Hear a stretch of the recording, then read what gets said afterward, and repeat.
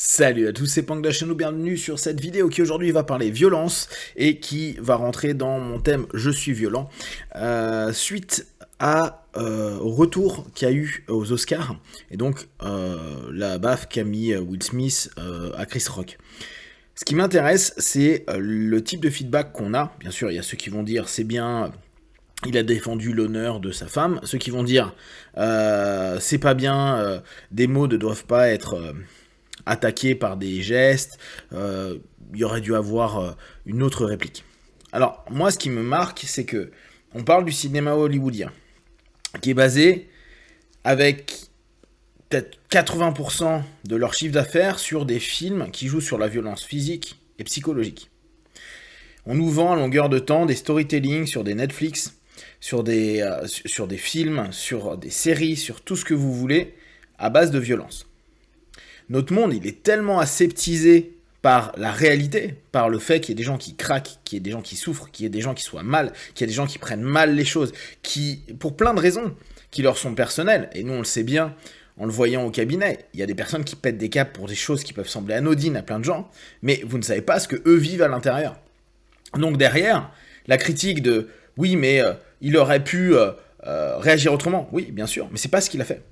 Et la réalité, quand on arrête de sortir des récits et des histoires, c'est que les gens sont violents.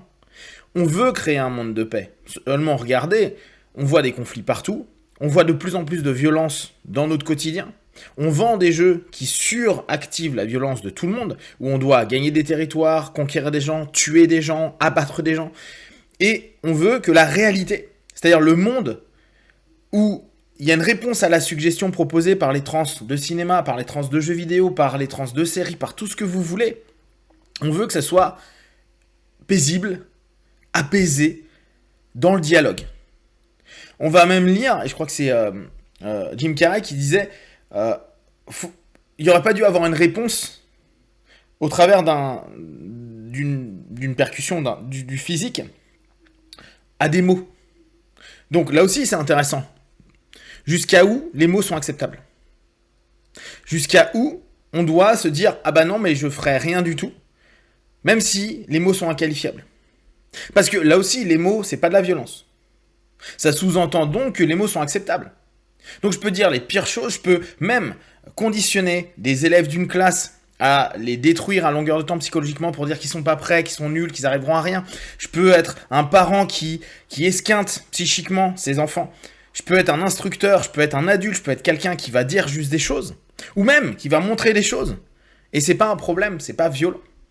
Donc ça ne mérite pas une violence physique. Donc la violence physique, c'est le tabou absolu, c'est le mal. Effectivement, on a des sociétés avec des règles, des normes, des lois, et donc notre côté primitif, et ça revient sur une des vidéos que je vous ai fait il y a quelques temps, il y a quelques jours, sur cette notion, on est une société en centre mental.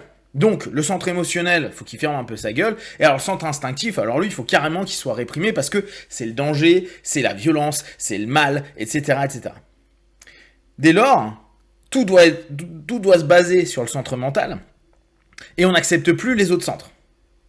Soit on va dire, il fait son chichi, il est en train de gueuler, il crie dans tous les sens, il l'insulte, etc.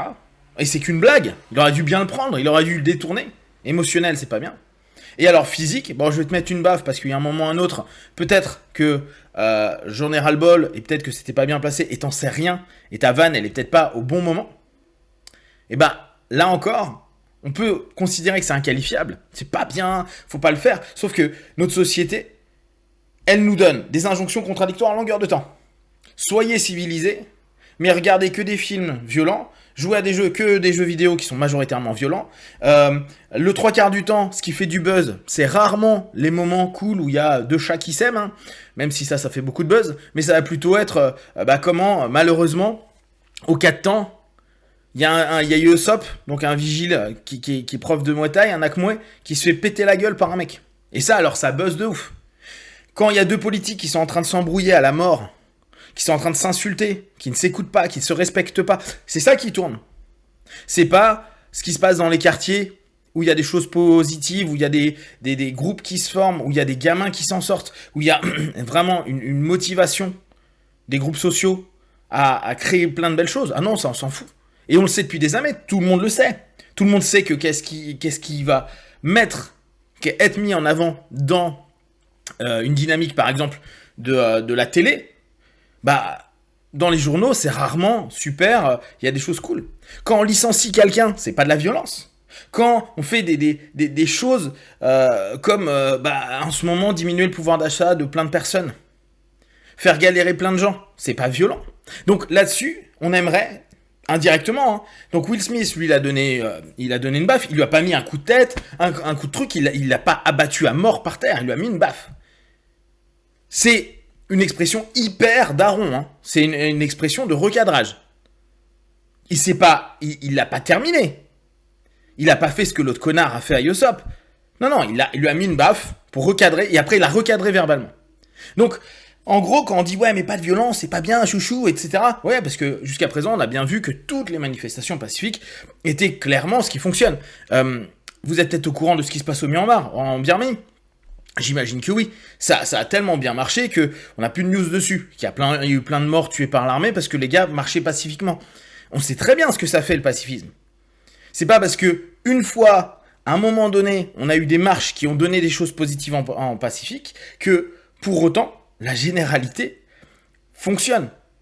On revient tout le temps sur les Indiens par rapport à ça, mais au bout du compte, on se rend bien compte que, oui, la violence va pas tout résoudre, mais au moins elle va permettre au bout d'un moment de se poser les questions et se dire on va peut-être faire quelque chose parce qu'on a peur, parce qu'on se dit qu'on est en insécurité, parce qu'on se dit que là il va peut-être falloir faire quelque chose plutôt que faire durer à se dire oui c'est pas grave, la semaine prochaine ils vont recommencer leur marche, ça va. Et on l'a vu avec les gilets jaunes et on l'a vu avec plein de choses. On sait que ça se tarit parce qu'au bout du compte c'est plus marquant. Et encore, donc c'est violent, on le met à la télé, ça buzz, on en parle toute la semaine, souvenez-vous.